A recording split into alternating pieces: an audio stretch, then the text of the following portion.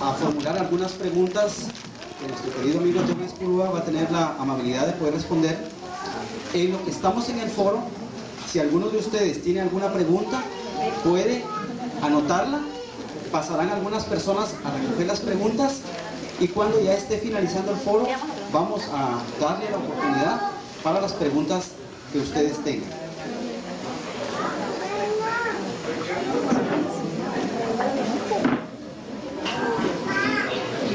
Bien, el foro de esta noche se titula Psicología y Espiritismo. Les solicito mucho silencio, por favor.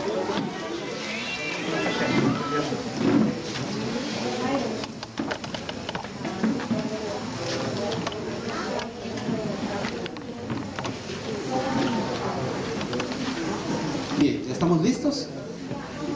¿Sí? Bien. La primera pregunta es la siguiente. ¿Es suficiente la psicología como una herramienta para entender y explicar al ser humano? Bueno, vamos con respuestas rápidas. No, claro que no, ninguna ciencia es suficiente para explicar al ser humano, Dios mío, ninguna. El ser humano es un complejo orgánico, psicológico, emocional, afectivo, espiritual. En el mundo del conocimiento actual lo que predomina es la interdisciplinariedad. Todas las disciplinas se reúnen, se aprovechan mutuamente. La psicología es una disciplina muy hermosa.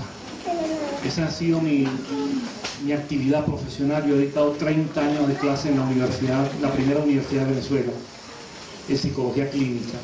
Y es una disciplina hermosa, la psicología.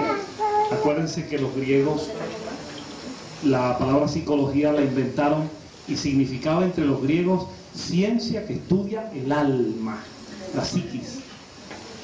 Pero con el tiempo esa disciplina pasó a ser otra cosa. La psicología, de ser ciencia del alma, pasó a ser una ciencia sin alma. Es más, una ciencia contraria a la idea del alma. Hoy en día la psicología se define como ciencia de la conducta. Y es un área importante, hay muchas escuelas, muchas ramas, muchas investigaciones importantes, pero la psicología es un aporte para otras disciplinas para entender al ser humano. Es bueno que un psicólogo conozca el espiritismo, le va a dar una información importante, adicional, pero otras disciplinas también son necesarias. De modo que la psicología es necesaria, pero no es suficiente. Actualmente vemos en el mundo, y creo que cada uno de ustedes lo percibe, muchas personas que no le encuentran sentido a la vida. En psicología utilizan el término muchas veces ese vacío existencial. ¿Cómo puede el espiritismo ayudar y contribuir para que las personas encuentren ese sentido y ese sabor que la vida representa? Bueno, hay muchos aspectos en que la psicología puede ser útil para el espiritismo y muchos aspectos en los que el espiritismo puede ser útil al psicólogo. Quienes estudian psicología o se han graduado de psicólogos, si dejaran de lado los prejuicios y se aproximaran al estudio del espiritismo a partir de sus grandes obras fundamentales de Allan Kardec y de otros autores, se darían cuenta que hay allí un manantial de información extraordinaria. Quiero que ustedes sepan, sin yo entrar en el tema, porque no es posible, quiero que solamente sepan esto. En la psicología moderna, al lado de las escuelas tradicionales, como son, por ejemplo, el conductismo, la Gestalt y otras más, hay corrientes de la psicología actual con destacados estudiosos en todo el mundo que se están aproximando al estudio del espíritu. Hay una rama, por ejemplo, que se llama psicología transpersonal. Es muy importante. que estudia la conciencia, los sueños, los desdoblamientos, la intuición, incluso hasta las posibles vidas pasadas en el conocimiento humano. De modo que la psicología le puede ser muy útil al espiritismo, pero también el espiritismo le puede ser muy útil al psicólogo o a los psicólogos. Lo que hay que vencer son los prejuicios. Yo me he encontrado más de una vez en muchos países, he dictado conferencias en universidades. Por ejemplo, una vez estaba yo en Brasil, en São Paulo, en una conferencia en una facultad de psicología. Y uno de los profesores de la escuela de psicología, después que yo hablé de espiritismo, me dijo más o menos esto, me dijo: mire, profesor, caramba, estoy extrañado, usted parece ser una persona inteligente. ¿Y cómo es eso que usted es espírita o espiritista? Si parece una persona inteligente. Nosotros, esos prejuicios hay que romperlos. Y el propio Einstein, Albert Einstein, tenía una frase maravillosa. Porque Einstein, el gran físico, él le interesaba mucho la intuición, los sueños, la conciencia del ser humano. Y Einstein una vez dijo esto. Dijo, pongan atención a esto. Einstein dijo: es más fácil desintegrar un átomo que desintegrar un prejuicio. De modo que el problema está en los prejuicios. Ahora, también los espiritistas tienen que liberarse de prejuicios, porque hay centros espíritas que dicen: no, aquí no pueden entrar los científicos, aquí no se puede investigar a los medios, porque los medios son sagrados. Esos medios que están recibiendo las voces de los espíritus celestiales, ¿cómo van a venir con equipos? ¿Cómo van a venir con registros? Eso no es así. Los grandes estudiosos del espiritismo han entendido que la única manera que las verdades que el espiritismo enseña sean comprobadas es con el apoyo de la investigación y la experimentación científica. De modo que también los espíritas tienen que comprender que los centros espíritas son escuelas de estudio y no casas o templos sagrados. Son escuelas para el estudio, y por lo tanto el estudio implica la investigación experimental, los resultados, los protocolos de trabajo, todo eso. De modo que hay que vencer problemas de lado y lado para que haya un encuentro entre la psicología y las demás ciencias y el espiritismo.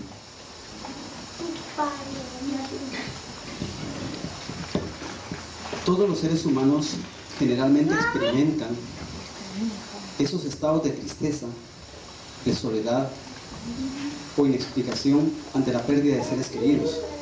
Muchas veces acuden al psicólogo para poder ayudarse, para poder entenderse. ¿De qué manera el espiritismo puede contribuir en alguna forma a poder fortalecer y ayudar a toda la persona que tarde o temprano experimenta ya sea la muerte de un ser querido, adulto, joven, incluso hasta los casos de muertes prematuras, tomando en consideración que a veces puede existir alguna idea de que no se debe llorar, que no es permitido sufrir ante estas pérdidas? Bueno, es una pregunta que da para una y varias conferencias. Vamos a dar una respuesta muy breve. Posiblemente una de las mayores contribuciones del espiritismo en el mundo sea la enseñanza de que la muerte no es el fin de la vida y de que la muerte es una puerta que se abre a otro plano de vida. Posiblemente esta sea una de las grandes contribuciones del espiritismo, así como desmitificar la muerte. Antes de la obra de Kardec, antes del espiritismo, en las enseñanzas de las religiones tradicionales, la muerte, si bien significaba que el alma pasaba a otro plano, era vista como algo misterioso, extraño, oscuro, angustioso, porque esa alma que la religión cristiana va después de la muerte a algunos lugares, llámese cielos, infiernos, limbos o purgatorios, esa concepción estaba envuelta en un manto de oscuridad. porque no había más posibilidad de entrar en contacto con esos seres que partieron. Ya no había comunicación, ya no, si bien había un alma que sobrevive a la muerte, ya estaba perdida para nosotros. El espiritismo vino a enseñarnos que las almas de los seres que fallecen pasan como desencarnados al mundo de los espíritus, y que en ese plano espiritual y el plano corporal hay relaciones entre ambos planos, que la mediunidad es un camino, así como otras manifestaciones psíquicas, que los seres que han fallecido no están perdidos de nosotros. Nuestra madre desencarnada sigue siendo nuestra madre, regañona, preocupada por nosotros, inquieta, tratando de invitarnos al buen camino, al camino recto. De modo que la enseñanza espírita sobre la muerte es una contribución, por lo tanto, para aliviar los dolores que significa la pérdida de seres queridos. Porque vamos a hablarlo con claridad. Vamos a hablarlo con claridad. Yo nunca he estado de acuerdo cuando a veces en los centros espíritas se dice una especie de lugar común. Se dice, la muerte no existe. No, la muerte existe. Claro que existe. Todos los días muere gente. Y se nos mueren familiares. ¿Cómo vamos a decir que no existe? Lo que estamos diciendo es que la muerte no significa que el espíritu desaparezca. Es otra cosa. Otra cosa. Lo que el espiritismo enseña no es que no exista la muerte. La muerte es un proceso de desencarnación. Claro que existe. Lo que el espiritismo enseña es que la desencarnación es el paso del espíritu a otro plano. Y posteriormente el retorno por la vía de los mecanismos de la reencarnación. Entonces, como el hecho de la muerte es una pérdida, y aunque seamos espiritistas, cuando fallece un ser querido nos duele, y nos duele profundamente, y uno dice, estás en el otro plano, mamá, papá, amigo, que te fuiste, pero me duele no tenerte físicamente, me deprime, me angustia. Todos pasamos por eso, porque toda pérdida física causa dolor. Y entonces, si logramos entender que la muerte no significa el fin de la vida, que la muerte es una continuidad a otro plano, y además una continuidad con otras existencias posteriores, eso alivia el dolor. Es un bálsamo, es un consuelo, y por lo tanto la enseñanza espírita ayuda a lo que el sacerdote en su iglesia hace, o lo que los psicólogos hacemos, con terapia. ¿Qué es eso? ¿Un celular, una rocola o qué?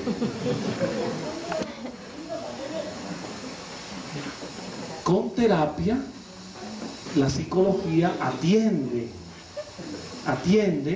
y alivia, invitando a la persona a que haga su proceso de duelo, a que libere esas emociones, llore si tiene que llorar, porque no hay nada más humano que llorar. Esa enseñanza que había antes por allí, de que, sobre todo los niños, aquí tengo yo el más chiquito mío, Irán, el gran Irán, esa enseñanza que los hombres no lloran. ¿Cómo que no lloramos los hombres? Los hombres somos más llorones que a veces que las mujeres. Y llorar es una emoción, es un vehículo fisiológico de catarsis, de expulsión de emociones. Y cuando se llora, además, las glándulas lacrimales lo que hacen es aceitar el ojo. Eso está hecho para eso, y liberar emociones. Ahora, no nos vamos a convertir en unos llorones, pero llorar es positivo cuando hay que hacerlo, expresar emociones. Entonces, un psicólogo que además de todo lo que aprendió en la universidad y ejerce ahora en consulta privada, es espírita y tiene opciones espirituales, tiene una doble herramienta para ayudar a las personas a liberar su dolor, a procesar su duelo y a tener el consuelo de que la vida continúa en el plano espiritual, y que a esos seres queridos en el otro plano hay maneras para establecer una relación afectiva con ellos. No necesariamente invocándolos, no necesariamente presionando en las reuniones mediúmnicas para que se comunique por un medium, no, porque la comunicación hay que dejar que viva su proceso, hay que dejar que los espíritus recorran su camino en el mundo espiritual y las cosas suceden cuando tienen que suceder. Pero nosotros sí podemos, ante un ser querido que ha fallecido, en la intimidad de nuestra casa, con pensamientos o palabras de amor, podemos enviar en esa oración de amor, que es el afecto, podemos envolver a ese espíritu desencarnado y aliviarlo en su pena. Y hablarle en nuestras propias palabras, sin ningún rezo escrito, no hace falta una oración escrita, somos nosotros los que elaboramos esas ideas. Mamá, papá, y quien sea que haya fallecido, y decirle: te quiero mucho, síguenos inspirando, queremos que estés cerca nuestro, que te mantengas cerca de tus hijos, tus nietos, de tus sobrinos, de tus seres queridos. Hay maneras de entablar esa relación afectiva. Entonces, mucho lo que el espiritismo enseña para calmar el dolor que implica la pérdida de seres queridos.